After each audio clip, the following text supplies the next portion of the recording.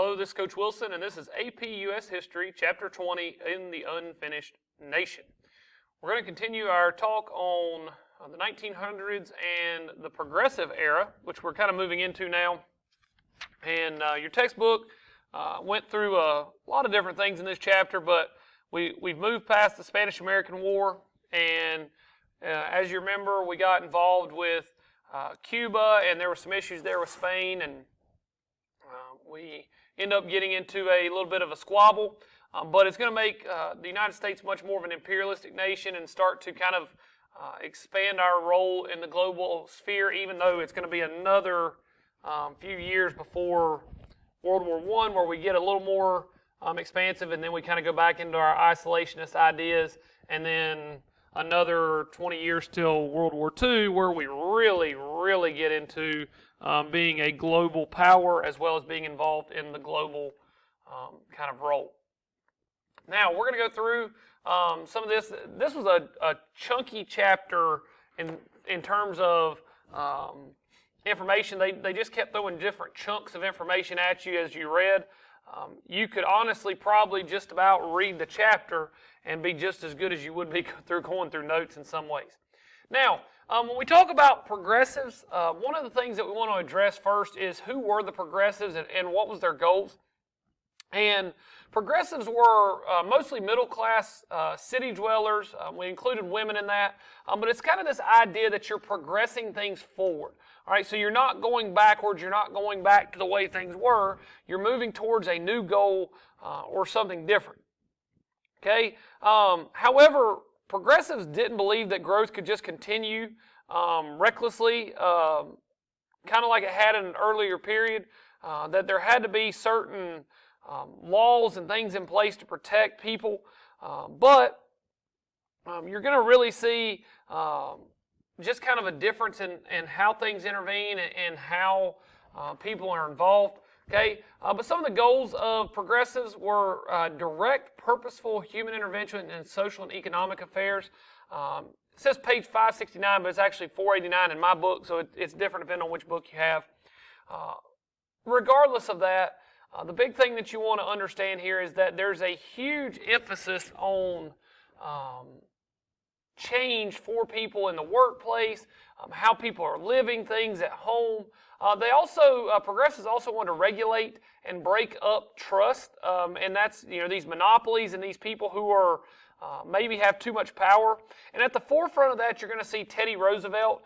Teddy Roosevelt was by far the biggest advocate for breaking up monopolies and trust, and took a lot of legal action in trying to do that as well.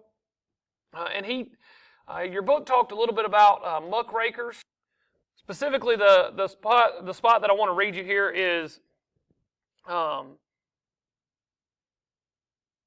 after Theodore Roosevelt accused these people of raking up muck through their writings, they were committed to exposing scandal, corruption, and injustice. Okay, and their first major targets were the trusts, and particularly the railroads, which they considered powerful and deeply corrupt. So you can see what they're kind of going after first, but the idea is that they're raking up the muck. They're getting the dirt on these corporations, and they're going to try to expose them to society. Now, some famous muckrakers, Ida Tarbell, she was responsible for writing about Standard Oil, and there's a ton of different articles we could go through and show you some of the things that she tried to write about that trust, as well as the illegal practices that were going on there. Her writings devastated the Standard Oil Company. Lincoln Steffens, he wrote The Shame of the Cities, talking about the corruption of municipal governments. Your book said that his portrait of machine government and boss rule in cities, written in a tone of studied moral outrage, helped arouse sentiment for urban political reform, presenting social problems to the public with indignation and moral fervor. They helped inspire other Americans to take action. So, Ida Tarbell and Lincoln Steffens are trying to get people involved. Now, we've already talked about Upton Sinclair and the Jungle. That had to do with the meatpacking industry in Chicago and led to the Meat Inspection Act. So, muckrakers led to direct government influence following their writings. All right, it wasn't like they were writing and then their articles fell by the wayside. Their articles were very instrumental in keeping society moving forward, progressing, so to speak, and trying to change what's going on. David G. Phillips and the Treason of the Senate. Okay, and your book doesn't go into that, but I had like a little special article that kind of went into that. But as the book showed, it said Kepler was talked about Joseph Kepler, and Joseph Kepler also talked about the bosses of the Senate, and Kepler was a political cartoonist, and he shared the growing concern about the power of the trust, portrayed here as a bloated, almost reptilian figure standing menacingly over the members of the U.S. Senate to whose chamber the people's entrance is closed. And essentially, the idea here is that the Senate was getting very powerful influence from these trusts who were trying to pay them off, trying to keep them passing laws to keep them in power. Now, you're also going to see the beginnings of the social gospel movement. Okay, and the social gospel movement is this idea that they're going to improve cities and they're going to move towards essentially taking the practices of Jesus Christ in the Bible and taking them to the people of the city. And I'll read you this little section here. Advocates of social justice are likely to believe in a more egalitarian society. That impulse helped create the rise of what became known as the social gospel, the effort to make faith into a tool of social reform. It's important that you understand what social gospel is. Okay, the Salvation Army, which began in England but soon spread in the United States, was one example of this infusion of religion and reform. The social welfare organization, with a vague military structure, had recruited 3,000 officers and 20,000 privates by 1900 and was offering material aid and spiritual service to urban poor. In addition, many ministers, priests, and rabbis left traditional parish work to serve in the troubled cities. The social gospel was never the dominant element in the movement for urban reform, but the engagement of religion with reform helped bring progressivism, a powerful moral commitment to redeem the lives of even the least favored citizens. So, that's kind of getting you into where we're going to pick up now. Okay, and now we're going to come to Jacob Riis. Okay, and this is getting into the settlement house movement. Okay, and I want to find this little section as well because I don't want to miss anything. All right, and I can't find where the spot is, but you need to know Jacob Riis. He published the book, How the Other Half Lives, and his pictures that he photographed of poor immigrant living conditions are some of the most influential pictures of the time period because it kind of it displayed what was really going on in the cities, and that's somebody that you need to be familiar with and be able to identify his contribution to society and to the progressive movement. Your book did get into the settlement house movements, and the settlement house movement was essentially a group of women at first, but it was a group of people that they would try to help women and immigrants and children adjust to American life. These settlement houses had different, I'm going to go ahead and get those pulled up there for you where you can see them, but these settlement houses had very different roles for people. They would essentially allow you to come in and work at the settlement house, and then as you worked, you could actually pay off the debt that you owed to live there, but you would work as like a maid or as a cook or as a janitor or something, but you would serve a role there which would then allow you time to adjust, maybe make a little bit of money and adjust to living in America. Your book talked a little bit about it. Jane Addams was responsible for starting the Whole House in Chicago, which is by far the most famous of the settlement house movements. It opened in 1889 after Jane Addams and something Starr, can't think of her first name. They had went to England and they had actually seen the Whole House movement. I believe it was in London specifically. But they had seen this settlement house movement and they brought it over to America. They bought this whole house and they opened up the first settlement house in the United States. It became a model for more than 400 similar institutions throughout the nation. Staffed by members of the educated middle class, settlement houses sought to help immigrant families adapt to the language and customs of their new country. Okay, many of these young women were also important participants in the settlement house movement. It served mostly women, but it believed that women needed to be sheltered from a difficult environment and society. Okay? So, moving on. Some new reforms for professions. Okay, we're not going to get into that as much. However, we will talk about women being excluded from professions. Women at this time are still stuck into specific roles inside that sphere of domesticity that we've talked about at different times, and that's something you need to understand. A substantial number of middle-class women, particularly those that had been to the new women's colleges or were from co-educational state universities, they entered professional careers despite all the things going on, and those included the settlement house movement, teaching, social work. Some even managed to establish themselves as physicians, lawyers, engineers, scientists.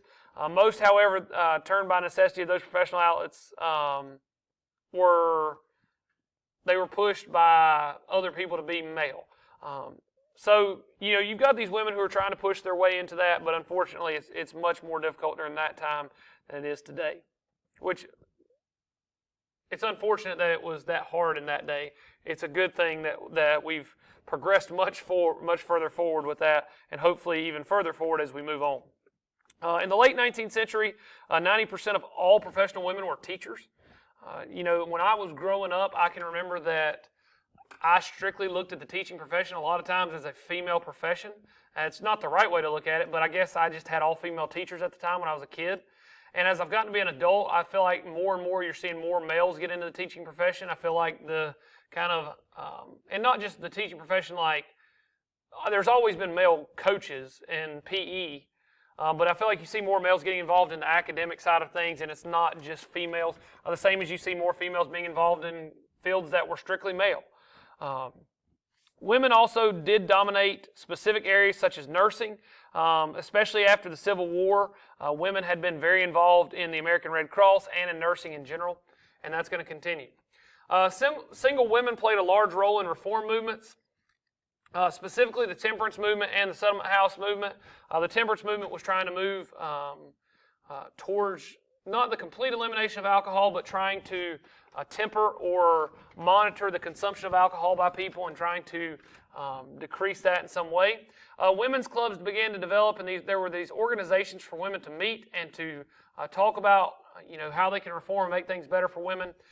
They planted trees, supported schools. Your book went into quite a few things that they did. Let's see, libraries, settlement houses, building hospitals, parks. They are also important in winning passage of state laws that regulated the conditions of women and child labor in the workplace. That is very important. They also pushed the government to inspect workplaces, regulate the food and drugs, reform policies towards the Indian tribes, and apply new standards to urban housing. Most notably, they were responsible for outlawing the manufacture and sale of alcohol, and that's what we're talking about with the temperance movement. Now, maybe more notable even so than that was suffrage. And you're going to see women pushing for suffrage through this time. And temperance, just trying to get rid of alcohol. And let's be honest, prohibition is getting rid of. Temperance is trying to limit or completely eliminate. It's got kind of the or in there. But women are going to tie temperance and suffrage kind of together. And the movement began to gain a lot more momentum, especially towards the beginning of World War I, as you see our men being shipped off there whenever we get involved in the war. You're also going to see the fact that women are very involved in the military, and that's going to push for women to get more involvement.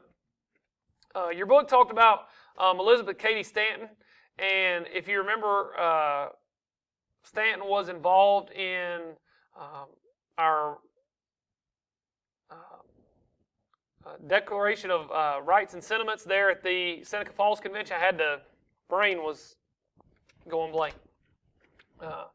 But she's very involved in pushing women's rights forward as much as possible. And she wrote in 1892 of a woman as the arbiter of her own is the arbiter of her own destiny. If we are to consider her as a citizen, as a member of a great nation, she must have the same rights as all other members. And this challenged that sphere of domesticity that we talked about and this fear that women were kind of stuck in. But a powerful anti-suffrage movement emerged around this same time as well, dominated by men. But crazy enough, actually had a lot of active support from women as well. And many people saw the fact that women wanted to vote as this radical demand that was just, why do you need to vote? Why do you need a voice? And truth be told, it makes not a whole lot of any sense. Alice Paul was responsible for a huge push in the movement. Her, Carrie Chapman Catt, and others were responsible for the National American Woman Suffrage Association, or NALSA. It grew from about 13,000 members in 1893 when it formed to over 2 million in 1917. And another person there to note is Anna Howard Shaw. Not necessarily that you need to necessarily remember her, other than just remember maybe Shaw there to kind of understand she was involved in the movement. They claim that because women occupied a distinct sphere as mothers and wives and homemakers, that they had special experiences that they could bring to public life, and that women's suffrage would actually make an important contribution to politics, that they had a different view on things than what others did. And so you're really going to see this push for the 19th Amendment. Alice Paul, who was the head of the militant National Woman's Party, founded in 1916, never accepted the relatively conservative separate sphere justification for suffrage. She argued that the 19th Amendment alone would not be sufficient to protect women's rights, and that women need an actual constitutional amendment that would provide full legal protection for their rights and prohibit all discrimination on the basis of gender. But Paul's argument was kind of found limited favor,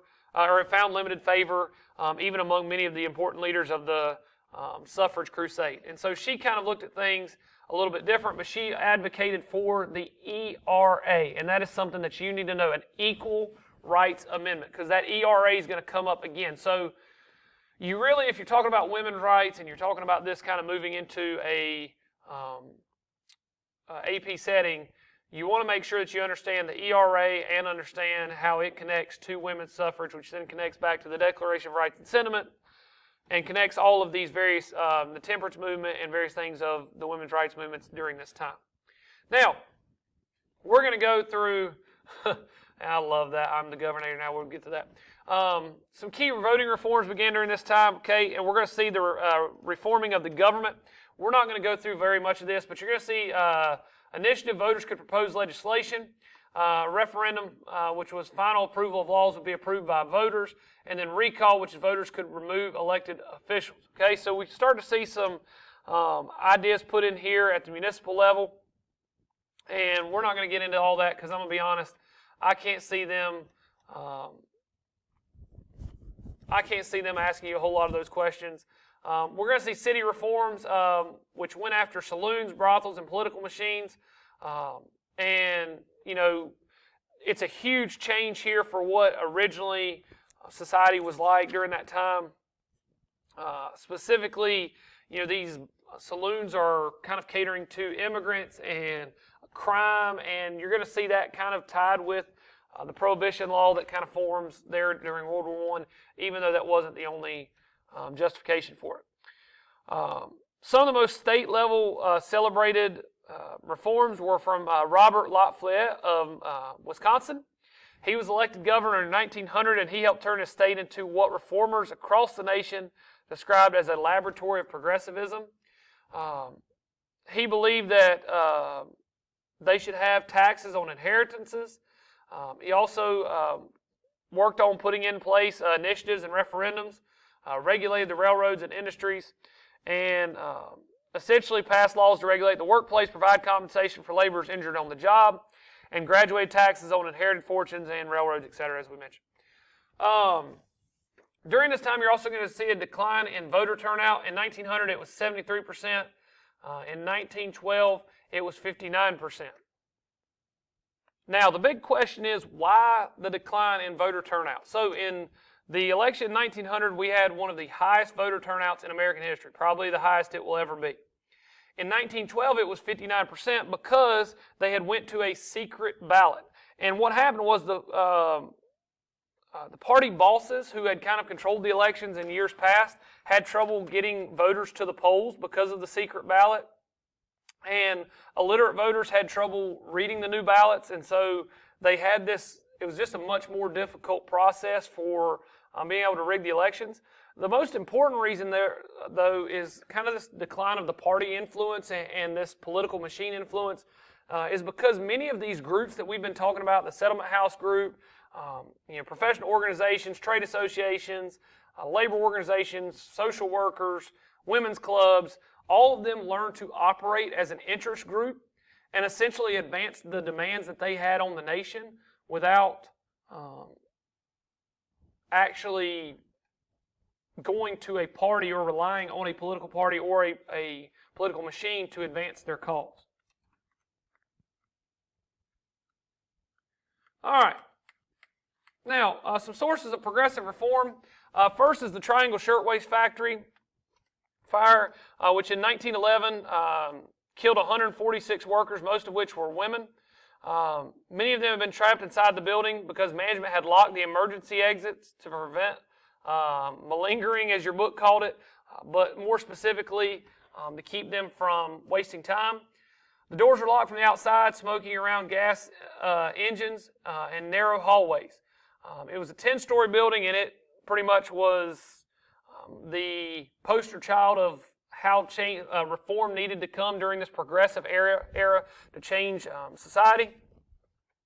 The American Federation of Labor and its leader Samuel Gompers were largely aloof to many of the reform efforts that needed to be done during this time. However, many of these unions actually played a huge role, but that kind of leads us up to the issues that get to the Triangle Shirtwaist Factory.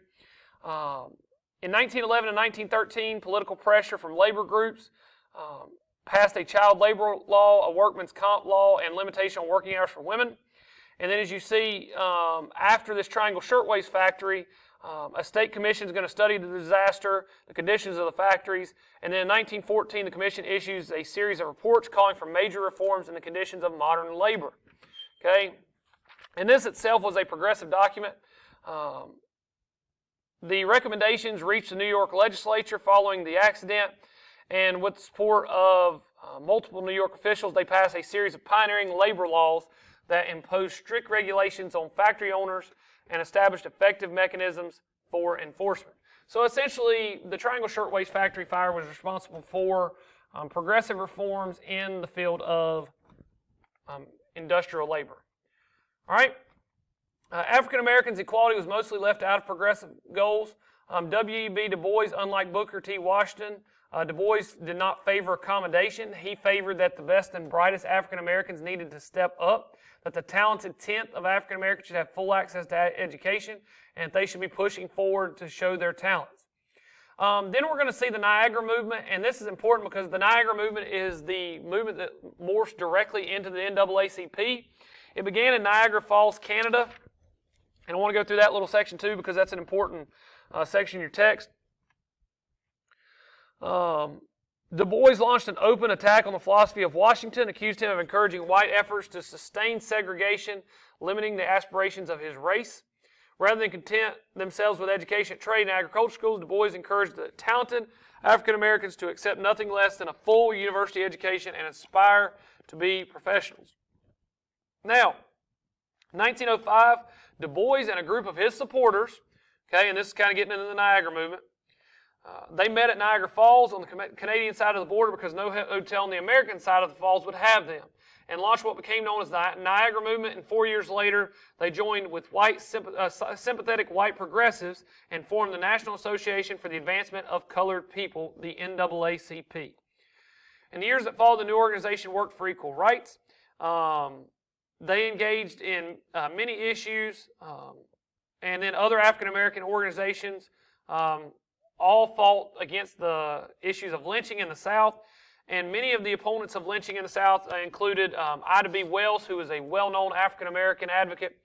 She was the most effective crusader as an African American woman, and her, as well as the groups in the South and the NAACP, worked with different organizations such as the National Association of Colored Women and the Women's Convention of the National Baptist Church to try to expose lynching and challenge segregation. So you've got a lot of social issues here, and this is the 1900, like the early 1900s to like after World War I.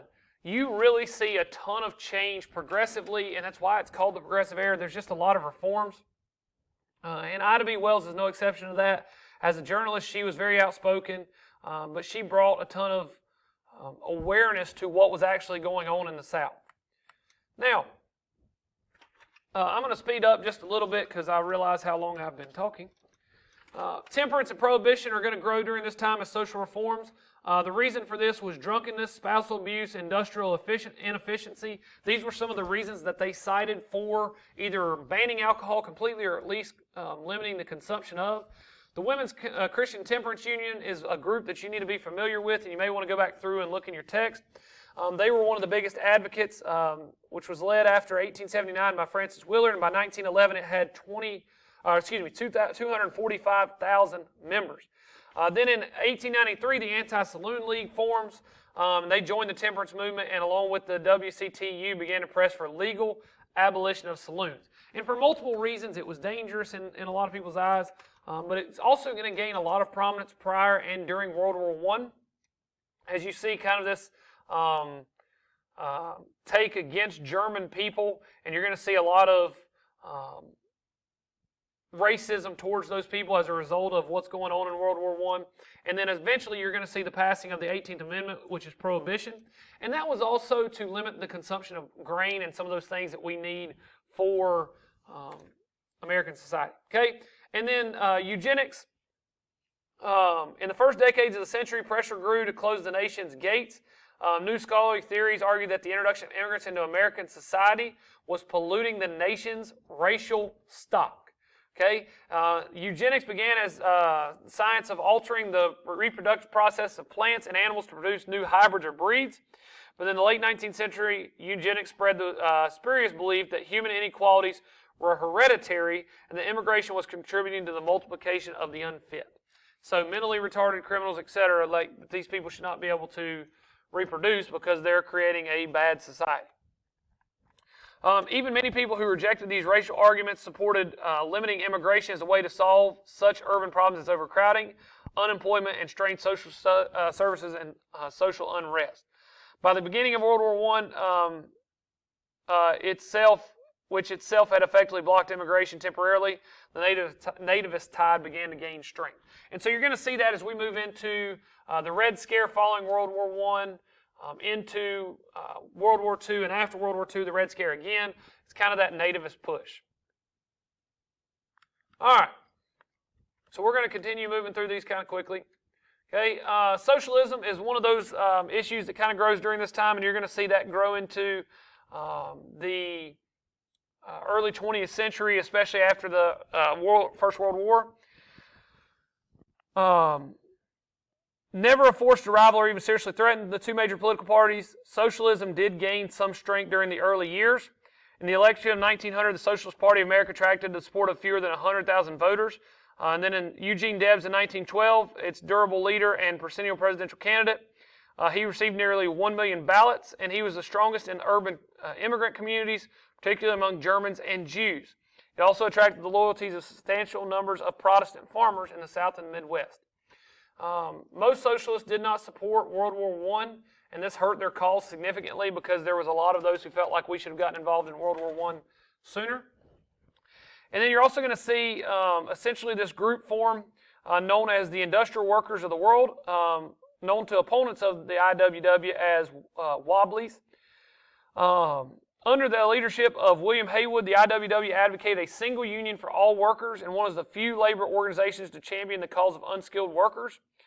And it was widely believed that they were responsible for dynamiting railroad lines and power stations and committing other acts of terrorism in the first years of the 20th century. And they were hurt by striking during World War I because many people felt they shouldn't strike or they shouldn't be causing any problems.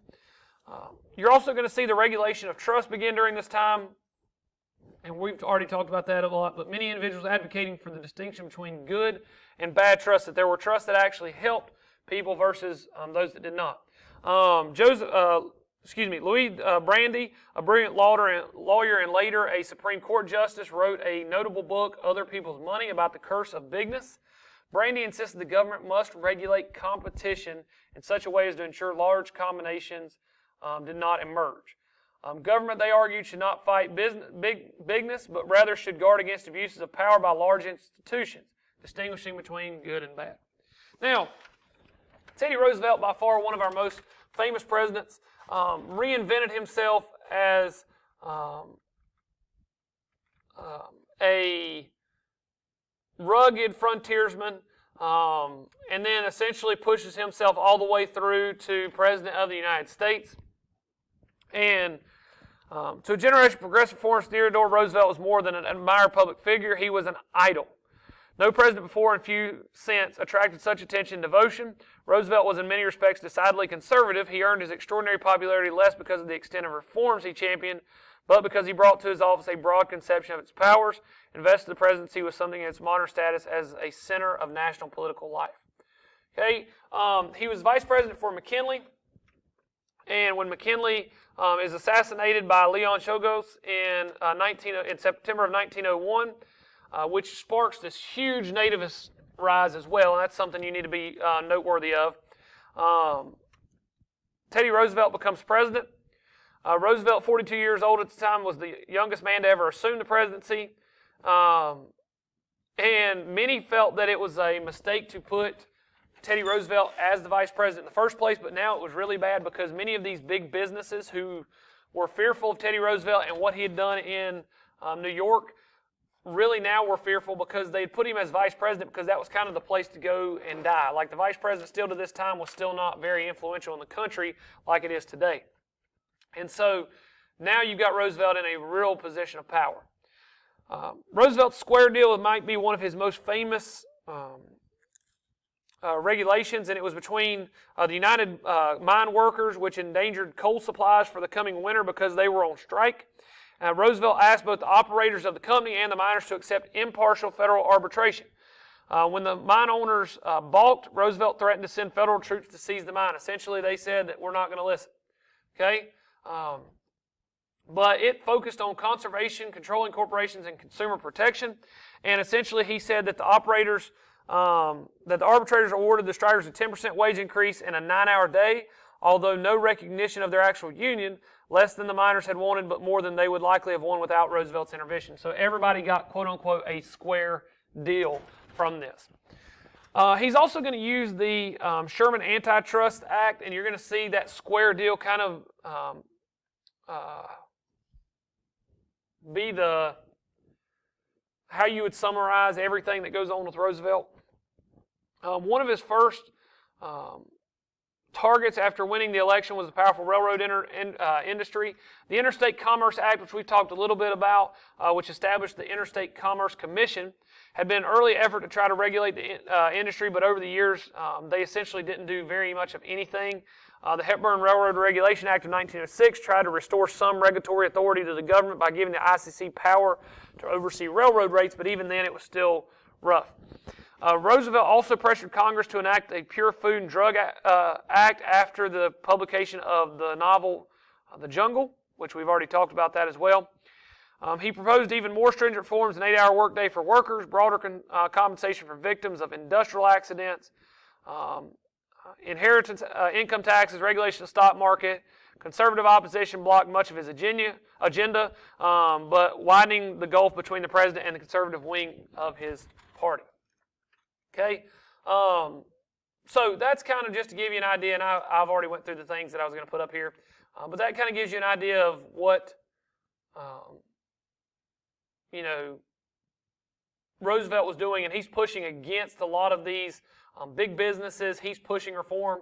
He is the progressive president, so to speak. All right, and most notably, you can see it there, virtually all the presidents sided against unions in strikes following what Roosevelt did because Roosevelt backed the company. However, Roosevelt still gave everybody their square deal.